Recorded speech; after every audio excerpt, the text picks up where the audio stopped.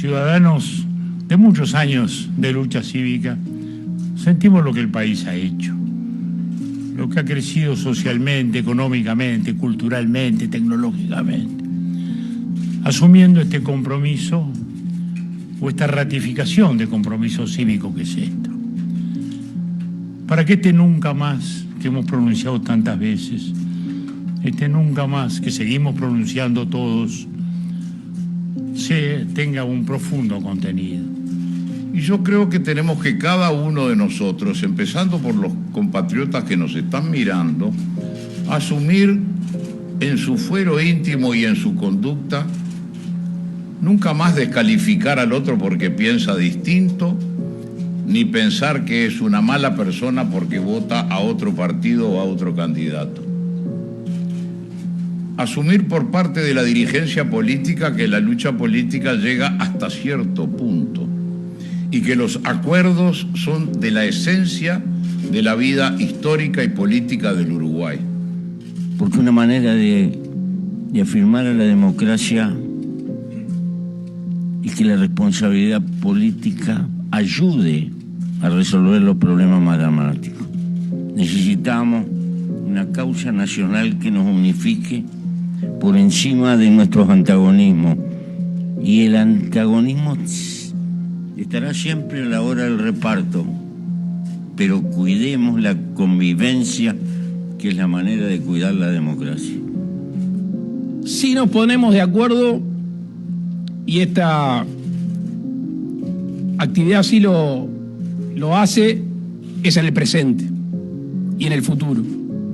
A mí me gusta siempre hablar del gobierno que pasó y del gobierno que vendrá. Estoy seguro que perfectamente el próximo presidente de la República, sea el partido que sea, estaría sentado acá conjuntamente con nosotros. Para que el nunca más sea cierto, tiene que haber, como se decía ayer en el Parlamento, para siempre democracia.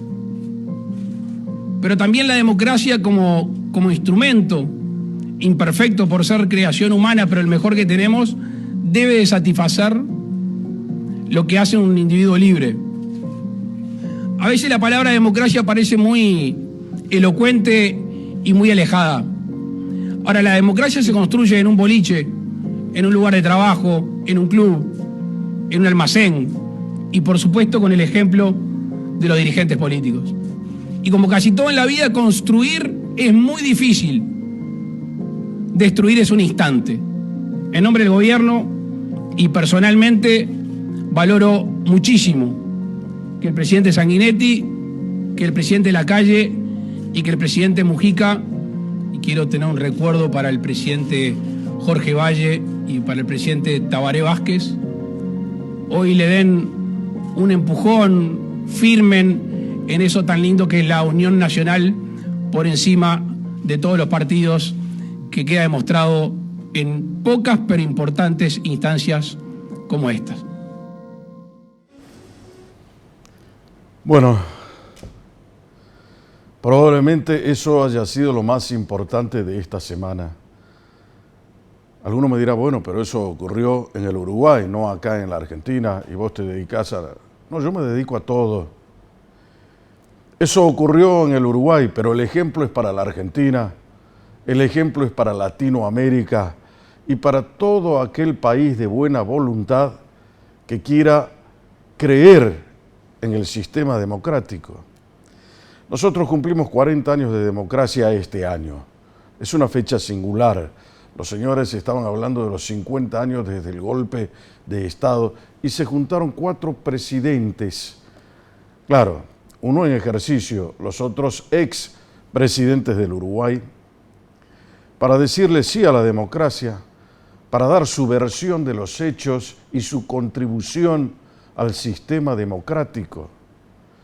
Ahora, esa contribución no puede ser solamente desde el Estado o desde la dirigencia política. También tiene que ser desde el ciudadano, desde el elector, desde el pueblo, que es el soberano. La democracia le sirve al pueblo. Es una herramienta hecha para el pueblo.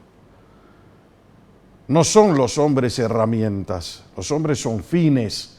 El ser humano jamás puede ser una herramienta, es un fin, pero sí la democracia puede ser una herramienta para construir un mejor país. Y hay cosas de las que hablaron acá. Primero, la libertad. Democracia es sinónimo de libertad, no de libertinaje. Los fascinerosos o aquellas personas que no tienen estudios, que son ignorantes, confunden a veces, o tal vez maliciosos, confunden a veces lo que es la democracia con el libertinaje, que es precisamente todo lo contrario al uso responsable de la libertad. Y precisamente las personas que son educadas hacen un uso y un ejercicio responsable de la libertad. Eso es lo que caracteriza a una democracia sana, donde en ese ejercicio todo el mundo aprenda a respetar lo que es la ley. El otro concepto, la convivencia democrática. No todos tienen que pensar lo mismo, decía Lacalle, evidentemente. Hay muchas formas de definir la democracia. Una de ellas es decir que es el arte del disenso, pero con respeto de quienes están en esa posición de disenso, con quien está opinando. Evidentemente, el respeto es la base sobre la que se construye el sistema democrático. Y no se puede penalizar al otro porque piense distinto. Al contrario, se lo puede escuchar, se debe ser respetuoso, tolerante con la opinión ajena. Por eso, sabiamente, la Constitución Nacional prevé que nadie puede ser censurado en la expresión de su idea, de su pensamiento, en hacer resonar su voz para poder decir y expresar lo que necesita expresar. El otro expresidente uruguayo habló de un tema que también es importante, cómo se construye culturalmente una nación, cuáles son los avances que se tienen, porque la democracia no es solamente la libertad, es el progreso. Ningún país del mundo logró desarrollarse si no es en un sistema democrático.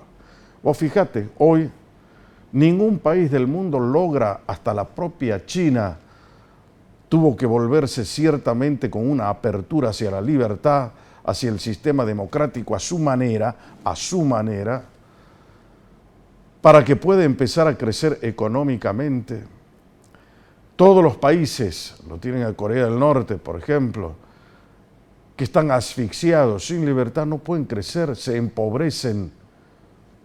¿Por qué? Porque la libertad es la condición sine qua non para poder hacer crecer y desarrollar a los pueblos. ¿Por qué la libertad? Porque con la libertad puedo competir, con la libertad puedo ser creativo, con la libertad puedo mejorar mis ideas, con la libertad puedo trabajar, con la libertad puedo expresarme, y de eso se trata. Entonces, bienvenida a la sociedad de los ejemplos. La sociedad de la confianza de la que hablaba Alain de Peyrefitte tiene su base en la sociedad de los ejemplos, que es la mejor forma de enseñar, como decía Sarmiento. No es solamente la letra, es importante el ejemplo. Ver reunidos a los presidentes, intercambiar opiniones, saludarse con respeto, entenderse el uno al otro, apoyarse el uno al otro, es la forma más edificante y constructiva para seguir haciendo un país, sobre todo en el nuestro, que lo tenemos que seguir construyendo o empezar a construirlo. La Argentina tiene graves falencias.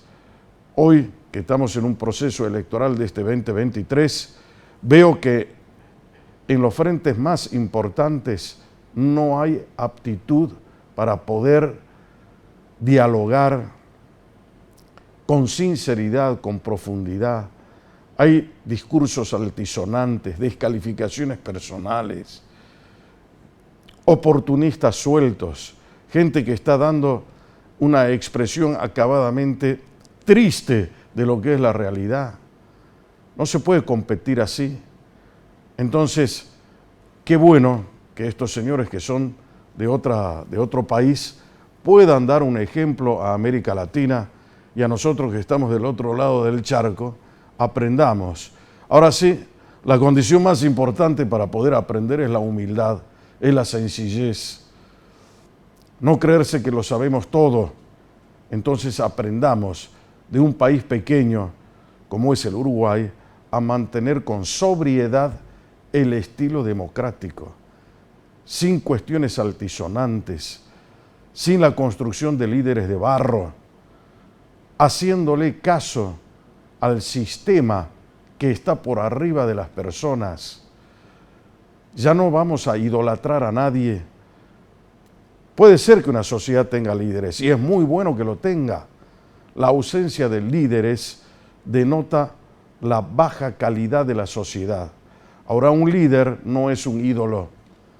El líder lidera porque sabe cómo hacer, porque sabe unir a una sociedad, porque sabe fusionarla, cohesionarla, no profundizar en la grieta en la que vivimos los argentinos.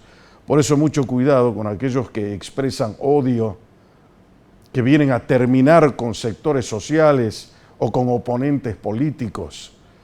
Yo aspiro a que las construcciones sean en paz, en armonía, a que las construcciones políticas de verdad, esas que tienen cimiento y base, se construyan desde la paz. Esas son las construcciones que valen la pena porque son las que van a lograr edificar un verdadero sistema del cual podamos enorgullecernos y dar frutos. Estos 40 años de democracia, nosotros no es como decía Alfonsín, que con la democracia se cura, se educa, se come. Hoy hay argentinos que tienen hambre, hay argentinos que no pueden ir al colegio porque los maestros están de huelga, porque priorizan siempre su situación. Hay un montón de cosas que tenemos que ver, pero no mirándonos el ombligo, sino mirando a la patria, al conjunto social. Esa democracia todavía no llegó aquí. Es la democracia que tiene que rendir frutos. Pero para que eso ocurra, tiene que haber una dirigencia política a la altura de las circunstancias.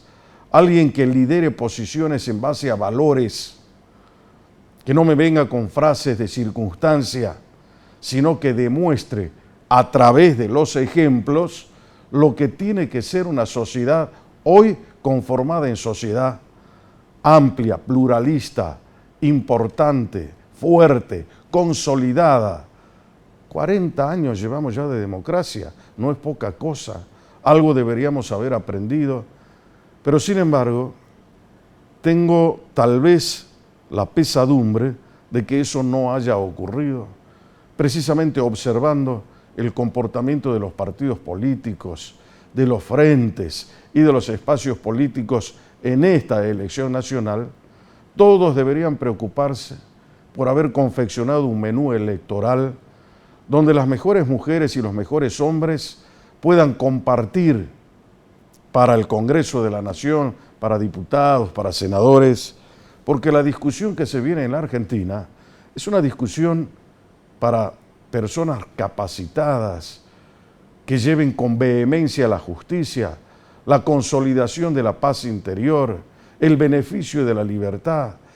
Acá en Salta vamos a discutir nuestros recursos naturales y debemos defenderlos en el Congreso. ¿Cuáles son las potestades que tienen las provincias? ¿Cómo será el nuevo federalismo al que todos aspiramos llegar?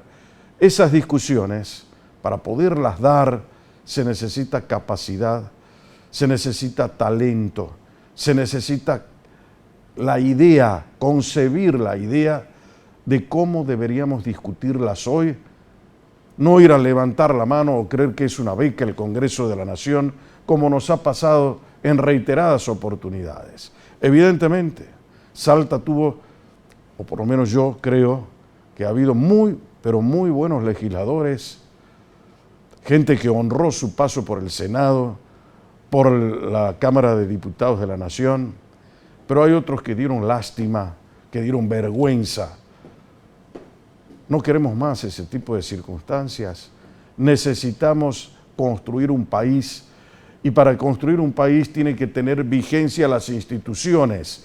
Una de esas instituciones es el Congreso Nacional, donde las discusiones tienen que ser de gente talentosa, donde se discuta claramente cuál es la propuesta de país. Eso es lo que le falta a la Argentina. No vamos a salir si no. Vamos a seguir encerrados, encapsulados en esas verdades que solamente las fabricamos para nosotros, pero que no le sirven al otro. Entonces, valga la redundancia, en esta elección 2023 hay algunas falencias que deberían haber sido corregidas y que, te digo más, no deberían haberse cometido. Alguno me dirá, bueno, pero todavía somos un país joven, estamos aprendiendo. No busquemos excusas, empecemos a actuar con responsabilidad, con seriedad. Solo así vamos a lograr los resultados que todos esperamos.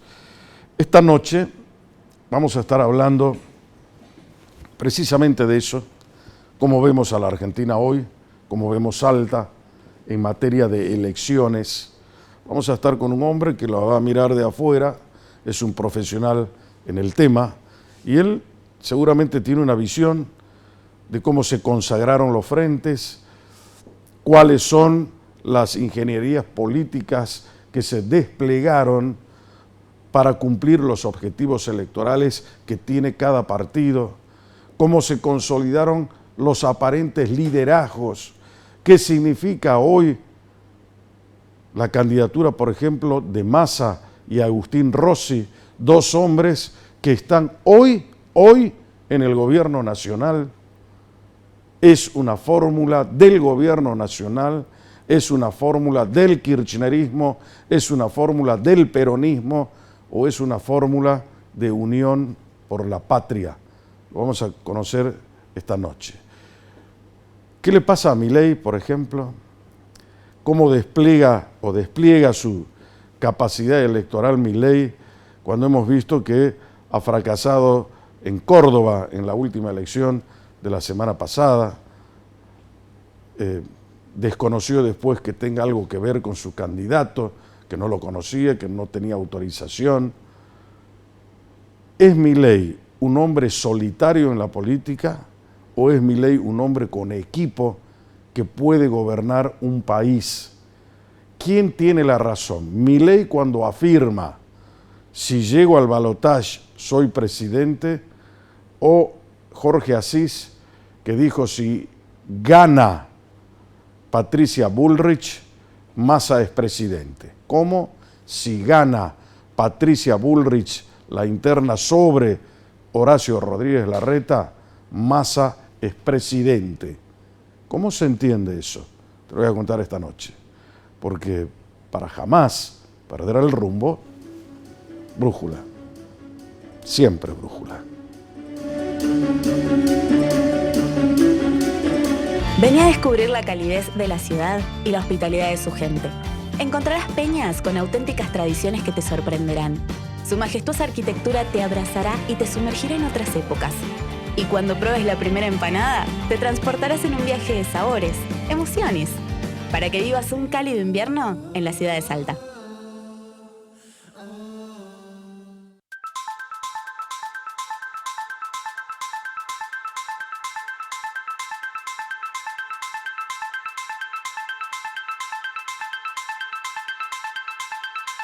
Les quiero hablar del crecimiento anual de nuestro software. Ustedes ya lo conocen, lleva 3 años de lanzamiento. ¿Viste el crédito que pedimos hace un rato? Sí. Acaban de aprobarlo al instante.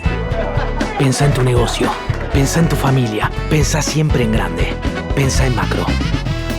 Evitemos la transmisión de virus respiratorios. Lavate frecuentemente las manos con agua y jabón. Cubrite la boca y la nariz al toser y estornudar. Ventilá adecuadamente los ambientes. Completá el calendario nacional de vacunación. Los síntomas son fiebre alta, respiración entrecortada, agitación, vómitos, mareos, fatiga y falta de apetito. No te automediques. Consulta al médico o centro de salud más próximo. Nos cuidemos entre todos.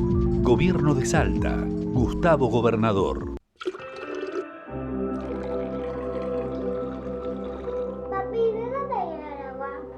El agua viene de los ríos, los diques y los pozos. Cada día miles de salteños, hombres y mujeres, vamos a trabajar a la planta para poder traer el agua a casa. La captamos, la transportamos, la analizamos, conectamos a los vecinos a la red, también nos comunicamos con los vecinos y atendemos sus necesidades. Todo este trabajo es para que cientos de miles de salteños puedan lavar los platos, ducharse, tomarse unos mates. Todo gracias al trabajo de mis compañeros. Ya tu trabajo para ir a...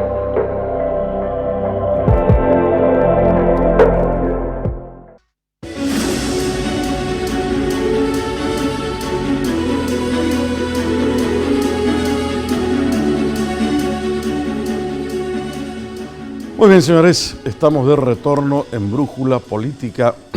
Para no dormir, déjenme tomar un poco de agua. Y como decíamos recién, la idea es ir mostrándote un poco el panorama. Vos sabés que las encuestas son fotos del día, pero sí sirven para orientarnos más o menos cómo estamos. Pero no es lo que vamos a charlar solamente de las encuestas.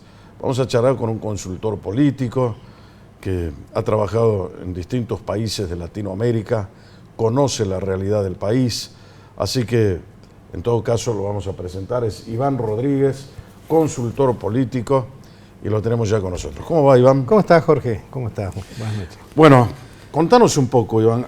¿Hace cuánto que te dedicas a esto? Bueno, creo que tengo para más que la de... gente te reconozca. Más de 30 años. Más de 30 años. O sea que no sos años. un advenedizo en el tema. Y digamos que alguna experiencia hay. Alguna experiencia tiene. ¿Ah? Sí. Me parece bárbaro. ¿Y trabajaste, me decías, en Latinoamérica también? Sí, prácticamente en todos los países latinoamericanos. Estuve trabajando, tuve la suerte de poder incluso participar en los últimos 10 años de prácticamente de todas las campañas presidenciales que hubieron. Ajá. Así que bueno, eso te ayuda mucho a darte cuenta de cómo Latinoamérica es un bloque muy similar con distintas formas. Y me fui dando cuenta cómo Argentina se fue pareciendo cada vez más a lo que era esa Latinoamérica, que sí era verdad que había diferencias significativas. No sé si sería porque estamos lejos, o sea, cuando uno viaja a Centroamérica, en la parte incluso en México mismo, miran a Argentina como un lugar muy distante. Todo lo que es Centroamérica, Perú mismo, ven más cerca ir a Europa que ir a Buenos Aires. Entonces esa situación dice, bueno, está muy lejos, está muy lejos. Entonces, quizás eso marcaba algunas diferencias importantes. Además de que somos un país extenso con muy poca densidad poblacional. Entonces, seguramente. Al principio del programa, la producción puso un video de los 4 presidentes uruguayos, ¿no? En una actitud de convivencia democrática que la resalté en el editorial que acabo de desarrollar. Me tocó ¿Cómo se puede escuchar, cómo se puede ver, cuál es la opinión que tenés sobre ese tema? Bueno, me tocó participar en las últimas elecciones cuando justamente ganó Lacalle Pou, ¿sí? Yo estaba participando en un equipo de campaña de un candidato joven, nuevo, que era contrincante de Lacalle Pou. Ganó Lacalle Pou porque, bueno, estaba muy sólido, ¿sí? Y realmente es muy distinto porque te escuchaba en tu redacción que hablaba sobre un país democrático y la verdad que esa es la convivencia porque yo he visto cuando se manejaba todo lo que era la contienda política, había acercamiento justamente para ponerse, no de acuerdo, sino discutir cuál iba a ser el futuro del país. O sea, sobre lo supuesto que gane uno u otro candidato, de qué manera iban a interactuar. Y se lo decían incluso de antemano, si no estamos de acuerdo con esto, no estamos de acuerdo con esto otro. Había incluso un consenso de escuchar a presidentes con experiencia, que habían tenido experiencia en gobiernos anteriores, con una especie de, también como se suele decir, consejo de ancianos, ¿no? Que también acercan una idea. Pero lo hemos visto en muchos países, en Estados Unidos, también lo hemos visto últimamente en Francia, ¿no? son países que tienen consolidado su sistema democrático, donde hay lo más importante que es el tema de la tolerancia. Vos como consultor, por eso te preguntaba, trabajás gracias a la democracia, ¿no es cierto? Así Entonces, ¿qué te sugiere ver a 4 presidentes y en todo caso, cómo definirías a las democracias en Latinoamérica? Las democracias en Latinoamérica lo hemos venido no solamente observando, sino estudiando, porque era tema de campañas electorales, que se veían con preocupación. Lo que hoy empieza a leerse en Argentina, que la democracia está, no es lo que parece, que la gran cantidad de la gente ya está empezando a dudar del sistema, eso ya se veía en Latinoamérica. La gente decía, la democracia no nos trajo nada bueno, y eran todas democracias relativamente jóvenes. O sea, salvo en vos me Estados decís Unidos. que la gente puede cansarse de la democracia. Y lo manifestaba. O sea, y de eso es una democracia que no le dio fue resultados. Así es, siempre fue una preocupación. Y el punto estaba cuando crecía demasiado la pobreza y la corrupción. Entonces, esa combinación de pobreza y corrupción creciente generaba en el humor social de todos estos países un sentimiento de una gran mayoría importante que empezaba a cuestionar si la democracia estaba bien o estaba mal. Entonces, eso era una preocupación para todo equipo de campaña. Y por vos fíjate la peligrosidad de lo que eso significa. Claro. Nosotros venimos a reivindicar el sistema democrático, a decir nunca más. Pero para decir nunca más, no se dice nunca más solamente para gritarlo, ¿no? Se dice nunca más cuando tenemos que trabajar para consolidar el sistema. Nunca más al golpe de Estado, nunca más al irrespeto a la ley, nunca más a alejarse de la Constitución, nunca más a ser un ciudadano vago y ocioso, nunca más a darle la espalda a la justicia, nunca más a la falta de institucionalidad. Entonces empieza a florecer. Acá se demuestran hechos de corrupción y sin embargo la gente sale a aplaudirlo. Bueno, recién me preguntaba justamente cómo veía la democracia y qué pasaba con Uruguay y qué sensación me daba. Bueno, hay una diferencia. Hace un tiempo escuché en uno de los programas radiales, en una entrevista que el entrevistado opinaba de que en Argentina, o por lo menos lo que estaba sucediendo, la grieta gana elecciones. Escuché que decía eso. Entonces, la grieta gana elecciones es cierto y no es cierto. Lo que realmente gana elecciones es la polarización. Si en una campaña electoral se busca la polarización, ¿qué significa la polarización? La polarización es una forma en positivo de ver dos formas distintas de cómo llegar a que la decisión se quede entre dos candidatos, pero la diferencia, y eso es lo que estás observando en Uruguay, es que polarizar significa contribuir al país con distintas propuestas, pero de contribución. La grieta lo ve de eso, pero de manera negativa, porque lo que hacen es confrontar y pelearse entre ellos. O sea, es una pelea incluso agresiva, en donde no hay propuesta. Lo que hay es crítica de uno contra otro, qué se hizo, qué no. Además, la grieta produce fanáticos. Y la grieta divide una sociedad. Claro. No plantea una conjunción de ideas, de decir, bueno, estoy de acuerdo con tal candidato porque me gusta, creo que esta es la salida, o este otro que plantea de otra forma. La sociedad se puede expresar de manera positiva. En la grieta es como un Boca River. La polarización, además, es momentánea. Además es momentánea. Tiene un periodo corto de duración que es el momento de la elección. Transcurrida la elección, la gente vuelve a trabajar, se vuelve a hermanar, se vuelve a fusionar para seguir construyendo un país, una sociedad. Nosotros no podemos hacer eso todavía. Por eso digo la peligrosidad de la dirigencia política que no entiende el mensaje que manda el soberano. Cuando dice, no quiero más corrupción, quiero gente que apueste al sistema democrático, pero que el sistema democrático me dé frutos. Ahora, hay que examinar también, Iván, cómo es el elector argentino. Pues nosotros no podemos echarle la culpa solamente a la dirigencia política. El malo es el dirigente político que es corrupto, es vago, atorrante, que es, ¿qué te puedo decir? Un ventajero, oportunista. No. Una cosa es la dirigencia y otra cosa es cómo es el elector que elegimos nosotros. Bueno, acá te doy un ejemplo. Salta provincia, que hemos tenido elecciones el día 14 de mayo, intendentes que habían estado ya en otros periodos, que fueron juzgados y condenados por la justicia, fueron electos otra vez. ¿Cómo se puede entender eso? La tienen a la señora Cristina Fernández de Kirchner condenada, inhabilitada, y sin embargo hacen operativos clamor para que vuelva. Ah, no, porque la señora tiene todo el derecho a robar, a hacer lo que le dé la gana. Esas son las cosas que lamentablemente dañan profundamente al sistema democrático. Por eso digo, ¿qué tipo de electores tiene la Argentina según tu visión? Bueno, en Argentina estamos teniendo una importante crisis de valores. Eso es lo que explica un poco lo que creo que estás apuntando. Y la crisis de valores justamente es no decidir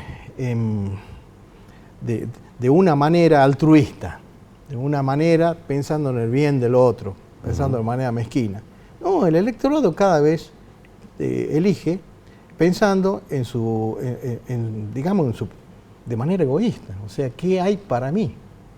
Y eso está en Latinoamérica también. No voy a nombrar los países porque cuáles son los que están a la cabeza de eso, porque no es pertinente, pero eso es un indicador que se toma para medir justamente cuál es el lenguaje de comunicación y tener muy en claro. ¿Por qué? Porque nos hemos dado cuenta que justamente uno de los reclamos que suelen ser importantes, estar entre los 3 primeros, es el tema corrupción. Pero cuando uno profundiza en los estudios, el tema corrupción no pesa en la decisión de voto. ¿Y por qué? Eso es lo importante. ¿Eso quiere decir porque no hay una valoración en ese sentido? Porque justamente hay una crisis de valores. Importa más lo que es la inmediatez, importa más lo que es conseguir una dádiva. No, es muy difícil quien recibe una ayuda económica del gobierno que renuncie y que se acostumbre a prescindir y ganárselo. Eso es muy difícil. Entonces, cuando eso ocurre y cuando eso forma masa crítica, ¿cómo se saca eso? Y ahí es donde el país empieza a flaquear. Ahora, acá vemos, en la opinión de Rodríguez, la que estamos diciendo acá, que las culpas son concurrentes. No es solamente la culpa de la dirigencia política, también de un electorado, un elector que no hace las valoraciones que tiene que hacer, un elector que puede tener una crisis de valores, un elector que al no estar sindicalizado cede todo a los que lo están.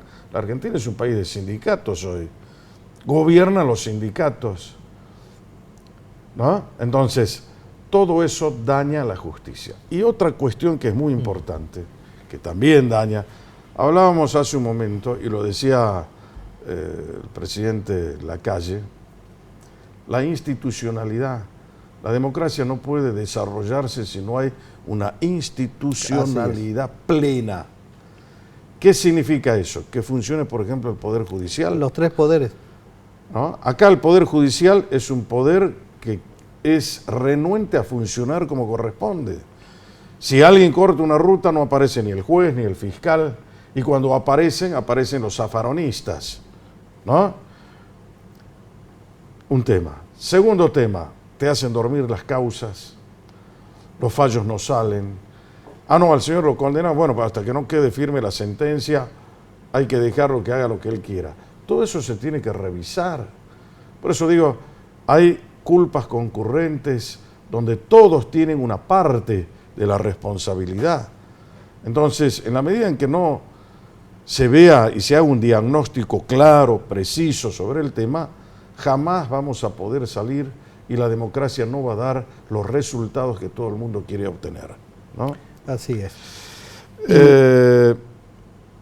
Hablando del tema encuestológico, yo decía hace un momento La encuesta es una foto del momento. Así es. Y debe estar hecha con rigor científico, porque también hay muchos aventureros que se dedican al tema de la encuesta, llaman a un amigo, che, ¿por quién va a votar? Y lo anotan. A veces eso también termina dañando el prestigio, la imagen de quienes se dedican a hacer esto de la actividad, con profesionalismo. de la actividad. ¿No? ¿Qué es la encuesta hoy a la luz del año 2023? ¿Cómo definiríamos? La encuesta es una herramienta matemática, inclusive, es una herramienta estadística con fundamentos matemáticos, que sirve, como muy bien lo has planteado, para sacar una foto del momento. Es decir... Y para orientarnos. Y para orientar. Esa foto tiene que ser de una población, se saca una muestra, esa muestra tiene que ser realizada de manera correcta, hay técnicas para eso, y tiene la complejidad de que es una muestra que se toma opinión de personas, y las personas ya en sí es un ser complejo, un individuo. Entonces, hay ciertos errores que, además del estadístico, están estos errores sociales que se llama, además, que el encuestador no entendió bien la pregunta, por eso que el encuestador no la hizo bien, por eso se lo entrena, y hay una serie de errores que hay que ajustar, pero de todas maneras es una técnica. Esa técnica nos tiene que decir, a través de una muestra, qué está pasando en la población, tal como cuando te sacan sangre. Cuando te sacan sangre es una muestra, para ver cómo está el resto del organismo. Y eso es válido y no hay error, porque está bien tomado. ¿Correcto? Bueno, lo mismo es una encuesta. Entonces es un elemento que sirve justamente, es muy importante para medir y gestionar un gobierno, porque hace un censo. Hace un censo, el censo que eso es una encuesta a todos, por eso es un censo. ¿Para qué? Para tener información y poder con esa información gestionar. Saber contar cuántas personas hay de cada característica para gestionar en la acción. Y después se va actualizando por una cuestión de costo, no se puede parar todos los años un país, se para cada 10 años, para ir actualizando esos datos y poder gestionar. Entonces una encuesta tiene que servir para eso. Tiene que servir para que un gobierno, un candidato, una campaña, sepa qué necesita la sociedad y darle respuesta. ¿Cuándo decimos que un candidato tiene profundidad? Profundidad de imagen. Bueno, acá hay dos cosas. Una cosa es el conocimiento, es decir, qué tan reconocido es un candidato. O sea, lo miro, lo nombro y sé de quién estoy hablando. Eso es una cosa. Acompañado de esto viene lo que se llama su profundidad de imagen.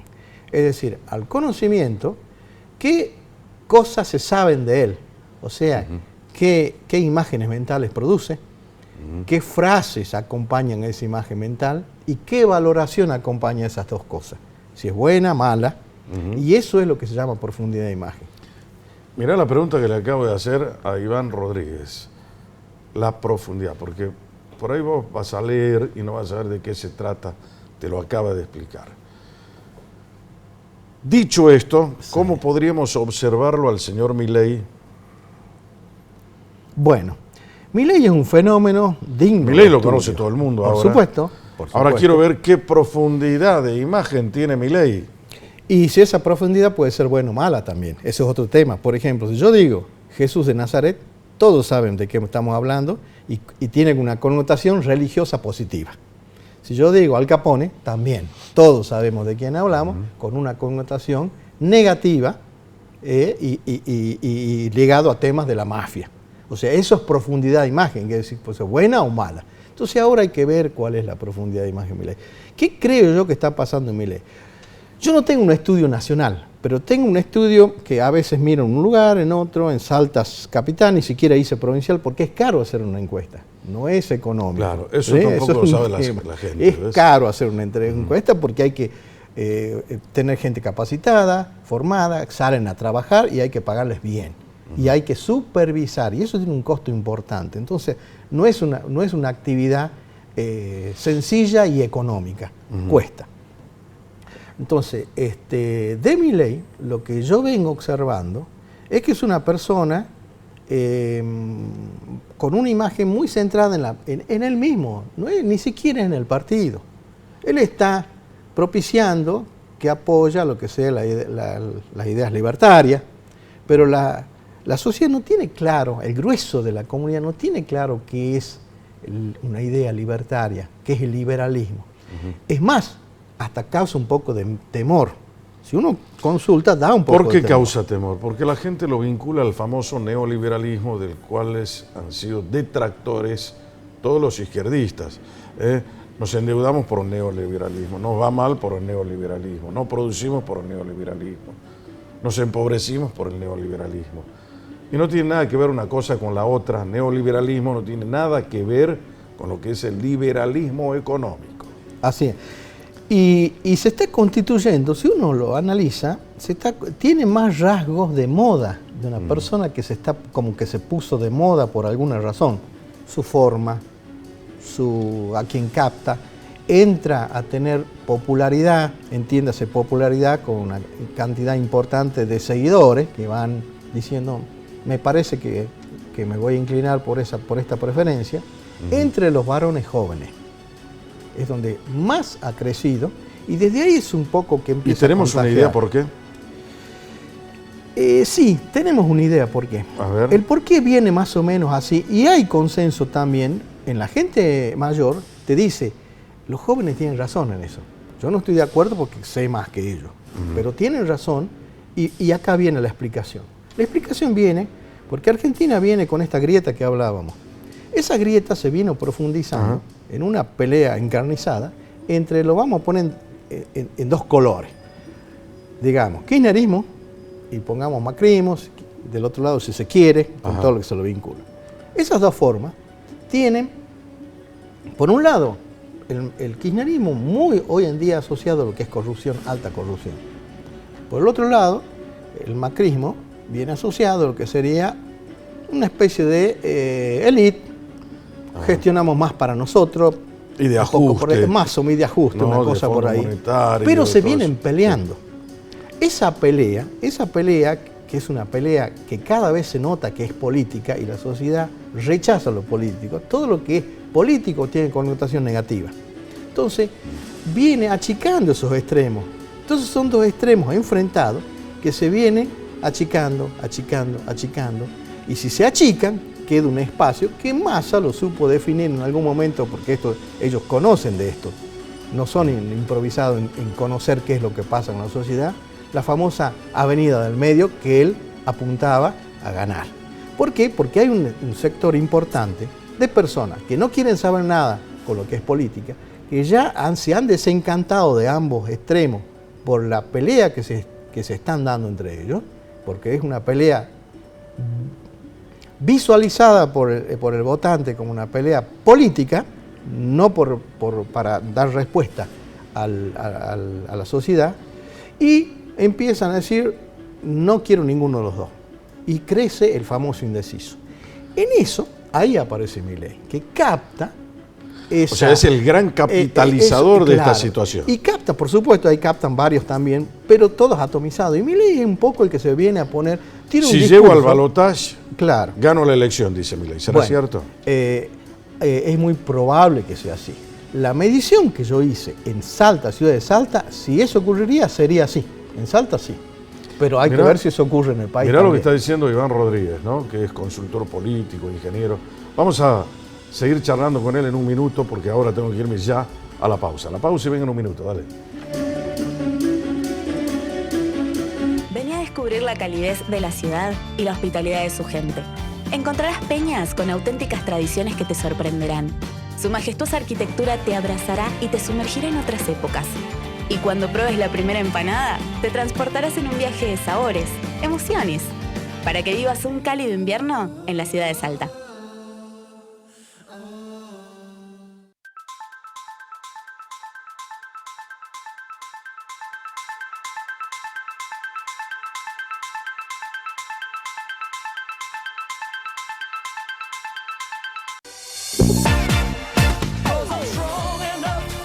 Especialistas en vinos nos enseñan todo lo que debemos saber para disfrutar de la mejor enología. Descubrí Planeta Vinos. Viernes, 19 horas, por Somos.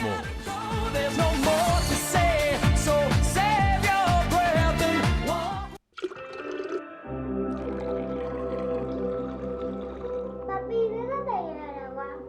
El agua viene de los ríos, los diques y los pozos. Cada día miles de salteños, hombres y mujeres, vamos a trabajar a la planta para poder traer el agua a casa. La captamos, la transportamos, la analizamos, conectamos a los vecinos a la red, también nos comunicamos con los vecinos y atendemos sus necesidades. Todo este trabajo es para que cientos de miles de salteños puedan lavar los platos, ducharse, tomarse unos mates. Todo gracias al trabajo de mis compañeros.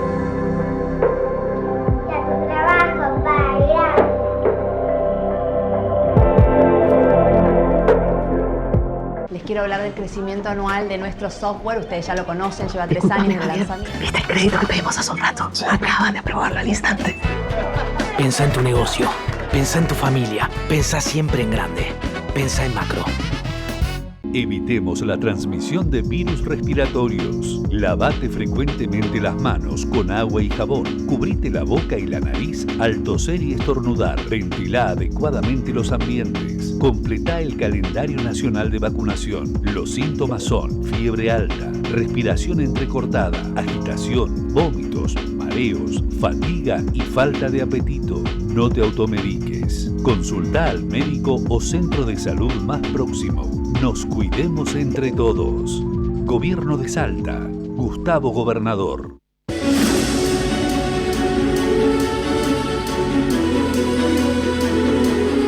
Muy bien, señores, estamos de retorno en Brújula Política para no dormir, hablando con un hombre que conoce mucho de política, de ingeniería política, es consultor político, es ingeniero, Iván Rodríguez.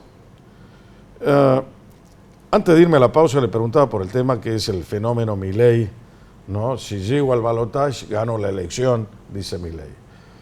Ahora, Jorge Asís, que es periodista, escritor, dijo, si Patricia Bullrich gana la interna a Rodríguez Larreta, Massa es presidente de la nación. ¿Qué habrá querido decir con eso? Yo creo que lo que se está especulando es justamente que estos dos sectores enfrentados no se van a votar entre ellos.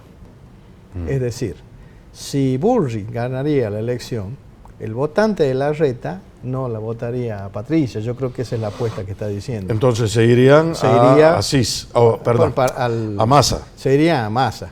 El punto es que el votante también del kirchnerismo, de Frente de Todo, no es 100% tampoco a favor de Massa, y van a venir un poco para este lado. Entonces hay una suerte de compensación, justamente esas son las cosas que hay que medir y hay que saber medirla para mirar cuál es ese balance, no está todavía eso cerrado. Te hago esa pregunta como para que la gente se entere, porque esto lo van a leer en los diarios y por ahí la gente no sabe cómo explicarse lo que dicen, y bueno, está Iván Rodríguez dando una explicación. Ahora, es más probable que un votante de Larreta termine votando dentro de Juntos por el Cambio, que vaya a votar al kirchnerismo, a Massa, que si tiene claridad de qué significa Massa. Y Massa hoy día es una figura que se sabe que prácticamente está gobernando el país. Pero ahí hay un tema que vale la pena traerlo a colación por lo que estás diciendo. También lo nombré en el editorial. Yo descreo mucho de aquellos candidatos que aparecen para decir quiero terminar con tal cosa. O nací para oponerme a tal cosa. O nací para que se termine tal otra. Acá, por ejemplo, el Partido Renovador de Salta nació para oponerse al justicialismo. Ahí está el partido. Ahora este señor Larreta dice, voy a terminar con el kirchnerismo. Vamos a ver, yo no creo en esas cosas. Un presidenciable tiene que saber hacer un uso muy correcto del lenguaje político, porque estamos hablando de un estadista, no estamos hablando de Terminator. Claro. ¿No? O sea, vos tenés que construir un país con todos.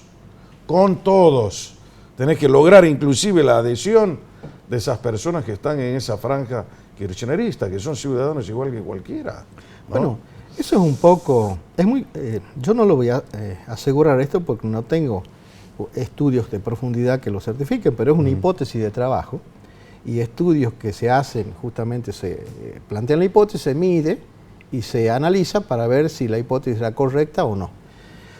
es que la sociedad está cansada de la pelea política. Y ese mensaje de Larreta está en sintonía donde hoy hay una mayoría que se opone a lo que es el kirchnerismo por lo que está pasando el país. Claro. O sea, la mayoría no está con el kirchnerismo, pero eso no significa que esté con él tampoco. O sea, justamente esa gran masa opositora está compuesta por votantes divididos dentro de Juntos por el Cambio y por muchos indecisos también, y de Milei. Entonces, sí es una masa importante que es superior a lo que quedarían como kirchneristas puros, ¿sí? Entonces, claro, es un mensaje que está dirigiéndose a una mayoría, pero coincido con tu lectura de que no es un mensaje positivo ni que construya, porque es contribuir con la famosa grieta. Claro. Es contribuir con Ahora, eso. Iván, ¿qué tenemos acá en Salta de acuerdo a las mediciones que hiciste recientemente? ¿Cómo es el comportamiento electoral de la provincia de Salta en esta elección nacional 2023? Bueno, en la ciudad de Salta, te voy a decir, porque no hice medición de la provincia. De acuerdo. En la ciudad de Salta, que lo hice como para tener alguna primera idea, a ver qué podría estar pasando. Lo que sí he observado, que lo que venimos midiendo en la ciudad de Salta después se viene ocurriendo en el resto del país, así que si sigue esa tendencia... nos puede servir perfectamente. Podría servir, pero es una foto de la ciudad de Salta. Hay que ser muy claro en eso. ¿Qué está pasando acá? En eso está pasando que la intención de voto presidente, Milei tiene 30.9%. Perdón, repetime cómo. 30.9%. Tenía 24 hace 2-3 meses atrás. O sea, tuvo un crecimiento. O sea que tuvo un crecimiento importante. Tuvo un crecimiento. Sí. 30,9% hoy Milei en la ciudad de Salta. ¿Qué más? Tenemos 18.9 de indeciso, ¿sí? Que en definitiva eso no van a ir a votar. Por la cantidad terminan no votando. Patricia Bullrich tiene 15.7 y Horacio Rodríguez Larreta tiene 5 puntos. O sea que hay una diferencia. Hay una diferencia muy grande entre... Y eso puede explicar también que Rodríguez Larreta salga de una manera tan agresiva contra Patricia, a tratar de quitar los votos, la clásica receta de quitar el voto al otro de esa manera, y no funciona. Y lo he visto no funcionar. Te voy a contar, para hacer un paréntesis, te voy a contar una anécdota que pasó en una de las elecciones a alcalde en Lima. El candidato a alcalde estaba liderando las encuestas, tenía arriba de 30 puntos, liderando las encuestas. Un candidato, ¿sí? Salió a cruzarlo justamente Toledo, se mataron entre ellos, y apareció lo que yo llamo ahí la figura del tercer león. Había una persona que miraba esa pelea, que se desgastaron, ambos bajaron su caudal electoral, y ¿quién recaudó? Ollantumala. Y fue el que terminó ganando esa elección. Bueno, era el pescador. ¿Por qué era el pescador? Porque la teoría dice eso. Cuando hay dos leones, cuando uno lo enfrenta al otro para quedarse con el liderazgo, lo gana, pero queda herido por la lucha. Y el tercero que está viendo sale y se lo retruca ahí nomás. Entonces, como está nuevo, lo termina ganando. Una teoría que se maneja justamente. Y eso es muy común de observar eso en las campañas. Y no funciona. La verdad que no funciona. Bueno, vamos a ver qué pasa en Salta, porque la gente va a quedar, si no, con una expectativa y no va a poder saber. Si uno mira... 30,9 tenemos en primer punto Milei. 18 y pico de indeciso. 15,7 Patricia Bullrich, 5 Horacio Rodríguez Larreta. Bueno, en esta encuesta que fue realizada el 1 de julio estaba candidato Guado de Pedro, ya no está más. Se supone que, vamos a ver si se queda más ahí, tenía 10.6 Guado de Pedro. ¿Sí? Tenía 10.6. Bajo, ¿no? Bajo. Gerardo Morales tiene 10 puntos. Que yo creo que eso explica esa alianza también que se está haciendo. Y después ya el resto, otros, todos están por debajo de eso. Si uno... ¿Y en la categoría de diputados nacionales cómo será? No, eso no está claro todavía. ¿No está claro? No está claro porque eso mucho... las figuras todavía no están muy posicionadas. O sea, lo que uno puede medir ahora es a efecto de decir, bueno, cómo más o menos están las imágenes. Pero está muy distante todavía de tener precisiones de esos valores, por eso no lo estoy presentando. Y creo que está, además, muy entrelazada la candidatura presidencial con esto que son los diputados nacionales. Porque los diputados nacionales de Salta, sobre todo, ninguna es una figura descollante, ¿no? O sea, está íntimamente vinculado a la atracción que pueden hacer las fórmulas presidenciales. Sí, hay un demasiado no sé, entonces eso no te da precisión a nada. Ahora, ese no sé qué es, falta de información o es una mezcla de todo. Dejadez, hastío, las dos cosas. Incomodidad. Hay falta de información porque no se sabe bien. No se tiene claridad qué es cada diputado, quiénes son, no se los conoce significativamente. Bueno, pero hay fórmulas que sí se sabe. Hay candidatos que ya están en la función hoy, como el caso de Nani, por ejemplo. Sí, pero tampoco tienen caudal de votos suficiente. O sea, no hay nadie que supere un valor importante. El propio Nani sacó en la elección, en la provincia sacó 17%. Puntos, 17%. 17%, no llega a los 20%. No llega, entonces, es un aplazo. Claro, entonces bueno, no se sabe quiénes son los candidatos tampoco y no se quiere. Justamente por eso tenemos en Salta fue a votar, no fueron a votar el 29%. Claro, es mucho, es muy mucho, elevado. es mucho. Se está viendo eso a nivel país también. También se está viendo. 60, 65. Y si le sumas el voto en blanco, claro, tenemos el 29 más los 6 puntos de voto en blanco, ahí tenemos un 34, 35 puntos. Se nos terminó el tiempo, Iván. Un placer tenerte acá. Gracias, Carlos. Y como te digo a vos siempre, si vos no querés jamás perder el rumbo, brújula. Siempre brújula. Hasta la próxima semana.